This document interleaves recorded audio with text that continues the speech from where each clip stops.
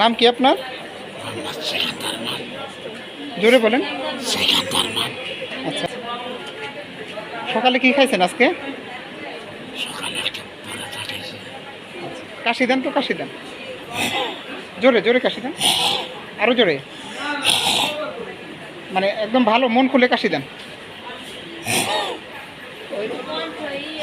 ঠিক আছে, ঠিক আছে।